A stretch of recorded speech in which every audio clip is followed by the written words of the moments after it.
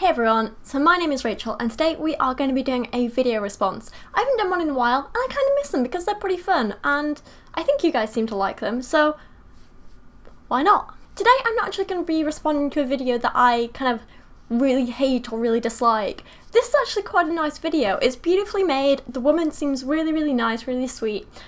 The only thing is that me and her have a couple of different ideas about, you know, how to live your life. And I thought it would be a genuinely interesting kind of conversation starter. I thought it would bring up some pretty interesting points to debate about and things like that. But honestly, like, no hate to this woman, no disrespect to her. I think she's really nice.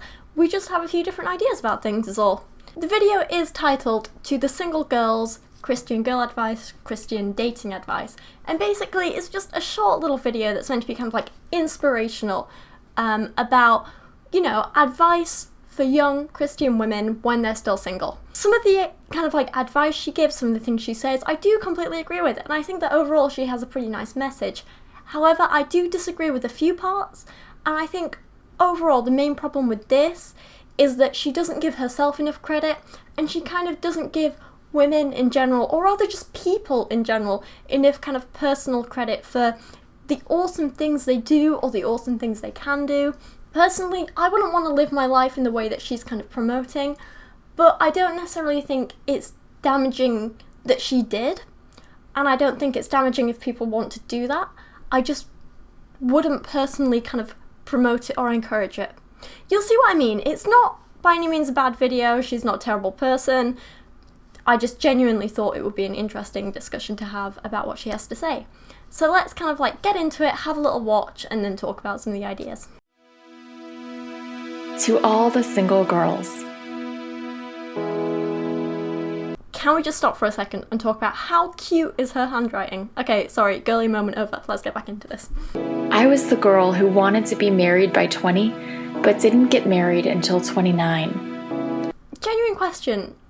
Is it still really a thing that people have this goal to get married so young, like before their life has even really started? Like, I'm living with Dan and I pretty much know I'm going to get married to Dan. It's what we both want. We've both kind of spoken about doing it in the future, like in the future when we can afford a nice ceremony and, you know, to treat our guests and look after people and stuff. But anyway, not the point. The point is, I'm 24 and I still think that is very young. And if it was anyone else but Dan, I'd be like, nope, too young, too soon, can't do this. But because I know he's like perfect for me, we're going for it. Anyway, the point is that, like, I don't know, it's never been a personal goal of mine to be like, I want to get married and I want to do this and that's what I want from my life. I've always just thought, I'm going to live my life, I'm going to do some cool stuff, and if I get married along the way, I get married. That'll be cool. So I don't know, it worries me a little bit that young people might still have this goal, or just people in general might have this goal that, like, you know, they need to get married to be a complete person. And I think it's good that she's kind of doing something to kind of combat this way of thinking, but it does worry me that that's still a common thing, you know? Also, 29 is a completely reasonable age to get married. That's not old, that's not late. I think that's pretty normal, to be honest, but that's just my opinion, you know, whatever. Not that it counts that much. I was the girl who almost got engaged at 19 to a man who made her feel ugly and worthless, simply because she was caught up in the mind games, afraid of being alone, and didn't think anyone else would love her. Now this does make me like genuinely sad, the thought that someone might marry someone just because they feel like they have to get married or because they're scared of being alone, or like she says, because of like mind games and things. That is genuinely sad, and I do really appreciate the fact that she's sharing her story and her experiences so that no one else has to go through this. I think this is really brilliant. But yeah, I think the fact that people still feel like this is definitely something that we as a society and as people need to kind of like address and look at, and we need to help people realize that they're okay if they are on their own, or if they want to be on their own, or, you know, if they just haven't found the right person yet, or if they never find the right person. I don't know, I think we do kind of as people put too much emphasis on romantic relationships, and I think that is a real shame. So I do like the fact that she's talking about this stuff and giving this message. I like that. I filled my life with friends and service, but still I felt so alone. Each year that passed, my heart cried over all the adventures my husband was missing, all the memories I'd have to tell him about instead of make with him. Again, I think it's great that she's talking about this. I just think it's a real shame that she felt she had to experience this. You know, I don't kind of look back at my past and think, oh, if only Dan was there with me, because all the stuff that happened before I met him made me into the person I was when I did finally meet him.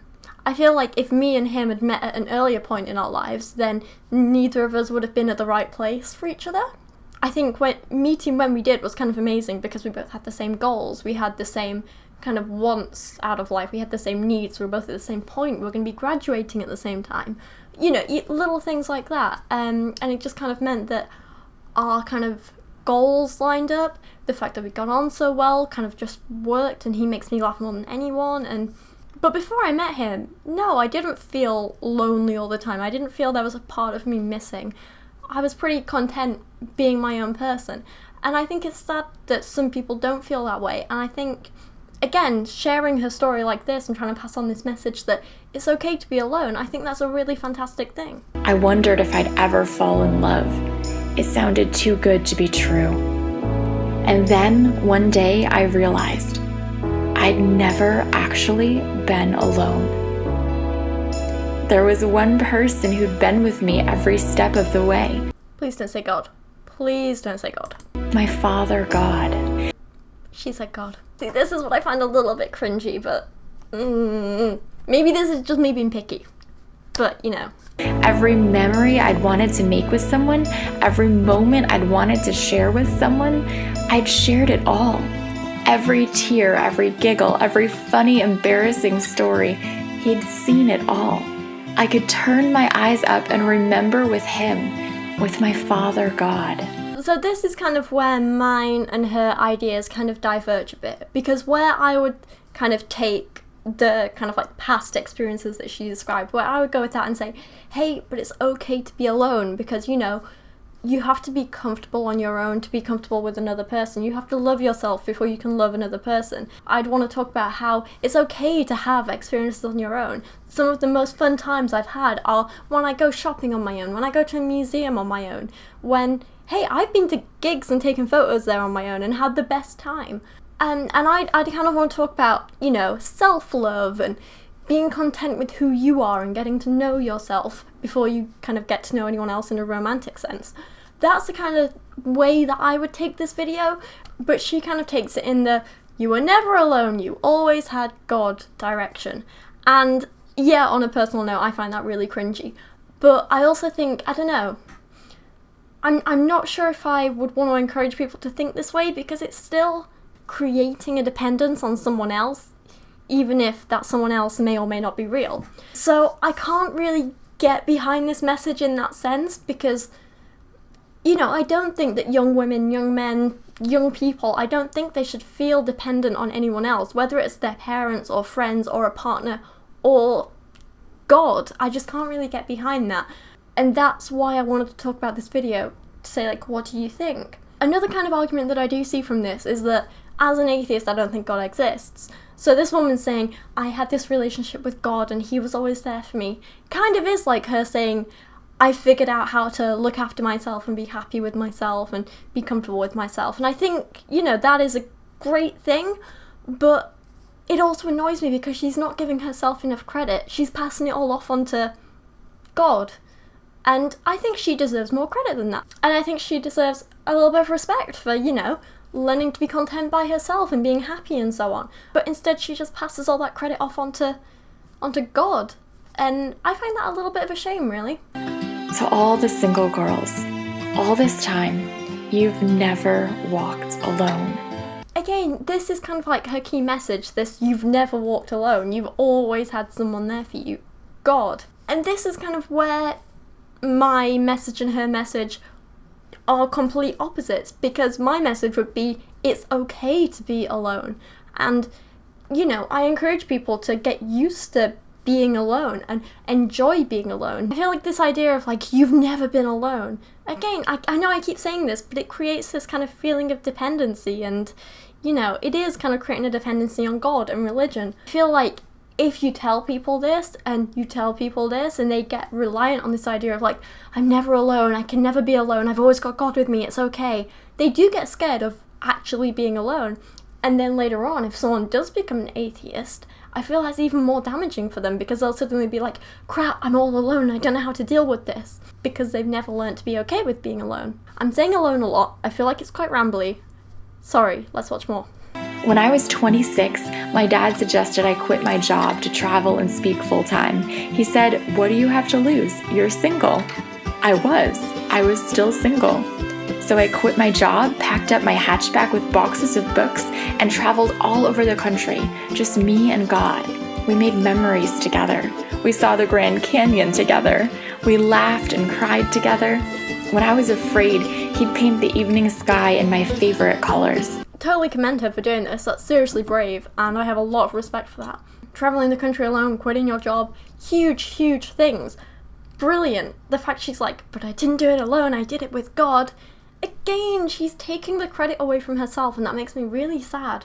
It's a real shame. When I was excited, laughter would burst out of me, and I knew he was smiling too. There were so many things I learned through this season of singleness. But only one thing changed everything.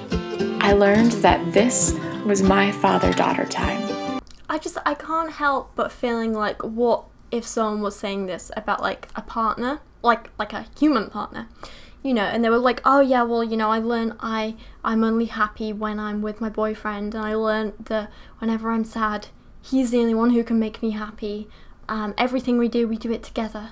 I can't do anything on my own because it's always with him. Like, it's a little bit, you know, crazy dependent, and I don't know, I find it a bit of a weird one. Like, on the one hand, I can't criticize it too much because she's obviously happy, and I love that and I respect that, and I'm very happy for her. But I don't know, it's just not what I'd want from my life, and it's not what I'd encourage anyone else to do with their life. But then again, who am I to tell people what to do? If people are doing something that makes them happy, then good for them, I'm all for it, you know?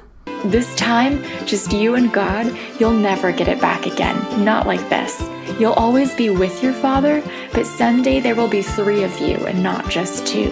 When God put my hand in my husband's, it happened so quickly it took my breath away. This new team of 3 makes my heart so happy and full of life. I love this new adventure altogether. Once again, she's kind of like passing off the credit. Like, for her and her husband to have a happy, successful marriage and relationship, that takes work on both their parts. And yet she's been like, God did it. God put my hand in his. God made our relationship work. And this is one of the things that kind of, I don't know, I guess you could say sort of upsets me about a lot of kind of Christian women, because even though what they're doing isn't damaging as such, I think it's kind of damaging for their self-esteem. And I don't know, it almost makes me feel sorry for them because they don't know how to give themselves credit for the awesome things that they do, and I just think that's a bit of a shame. Then there's kind of like a lot of repetitive stuff in her videos, and she's like, God did this and God did this, and me and God are besties for life. To all the single girls, singleness does not mean there's something wrong with you. Yes, brilliant message. It means that God is offering you a gift, an opportunity you'll probably never have again, not like this. Okay, this part isn't such a brilliant message. No, being single is awesome because it means you have time to work on you and do what you want to do and figure out who you are and what you want to do with your life and all sorts of awesome stuff like that. It means you can work on friendships and jobs and traveling and having fun without necessarily having to worry about another person. Being single is awesome. Being in a relationship is awesome. I think that should be the message here. Not just, whatever happens, yay God. Gather up your courage, grab onto his hand, and open up your heart. Let me tell you, this is one gift you don't want to miss. And then it ends. So I feel like maybe my kind of commentary on this video has been a little bit repetitive in places, but, you know, just to kind of like recap and in summary, I can kind of appreciate the message she was going for. I do appreciate the fact that she's happy with her life and that she's trying to encourage other people to be happy. I really like that. But I don't think she gives herself or other people enough personal credit, and I think that's a real shame. Again, I know I keep saying that, I'm sorry. Anyway, I just thought I would like share this video to open up a bit of a discussion and bring up some talking points between you guys and me and whatever. And, you know, how do you feel about this idea of Christian people passing on a huge amount of the credit for things they do and things other people do to God? How does that make you feel? Also, when people talk about, you know, relationships with God and stuff, do you think that's a good thing, or do you think it can be slightly damaging in that they don't necessarily learn to be independent or on their own, and it's kind of fostering this sort of dependency between not necessarily another person, but at least the idea of another person? Do you know what I mean? I don't know, they're just some questions I would like to hear your thoughts on. There's no right or wrong answers. Again, no disrespect or hate to this woman, she seems absolutely lovely. I love how well made the video was. She's obviously very passionate and she cares a lot about what she's talking about, and I thoroughly respect that. I think it's fantastic. But as I say, I just thought it would be an interesting discussion for us as a lot of atheists and a few religious people. I thought it would be an interesting thing for us all to talk about and discuss. So let me know your thoughts in the comments below, please. Weird little thing to end this video on, but as a few of you have kind of like requested and stuff, and I've been talking to other content creators and things, and I've finally kind of taken the plunge and set up a Patreon account. I'm sure you guys all probably know what it is, but basically it means that you guys can sort of not necessarily donate, but you like pay a little bit of money every month. It can be as low as like $1 or however much you want if you have money to spare. Like there's no pressure to pay anything or whatever. I'm being awkward here, I'm sorry. But there's like no pressure to pay anything, but if you do, you get like access to things like my Patreon only feed, which will have like certain things like discussions for you guys and like polls where you can vote and suggest like new video content and topics and things like that.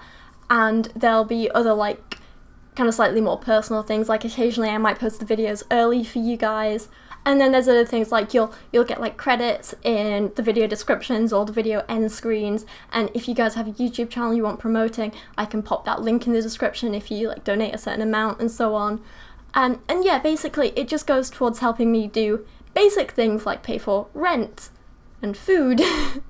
But also it means that if I get like a decent amount of money, I can put it back into investing things in videos. So I'd really like to upgrade my lighting, because at the minute I'm just using this little like LED light which just eats up batteries and costs an absolute fortune to run, annoyingly. And so I'd like to update my lighting. I'd also like to be able to, you know, actually like pay for things and buy things, even if it's just silly things like buying books or films or whatever to like review on video. Like a few of you have suggested the kind of like Christian type films, you know, like God's Not Dead and so on, and you know, if I have actual income from this stuff, I can invest it back into, oh sorry, that was my phone, I can invest it back into doing more things on this channel that you guys hopefully like. Hopefully. And yeah, it gives me a little bit more stability, so I'm not kind of constantly worrying about paying bills and finding like freelance jobs all the time or stuff like that. And it also means I can start to pay off my £35,000 of student loans. University. But no, seriously, it's like no pressure, not at all.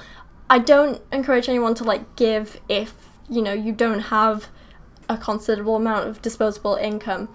But the point is that if you do think you can afford to donate and you do donate anything, even if it's like a teeny tiny amount, like I just want you to know how thankful I am and how grateful I am, and just like, I'll never be able to say thank you enough, because it would be really amazing. And if you can't afford to right now, that's okay. If you can't afford to ever, if you don't think I deserve it, that's absolutely fine as well, because just you guys watching my videos, liking my videos, commenting on my videos, subscribing to my channel, that is all incredible and so supportive, and again, I'm so grateful and so thankful.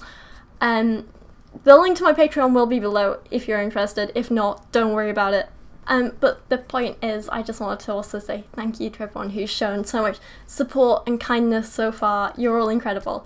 Anyway, back to the original video. Let me know your thoughts in the comments below. I'm going to shut up now. If you have made it through this far, thank you so much for watching. I really do appreciate it. And I'll see you again soon.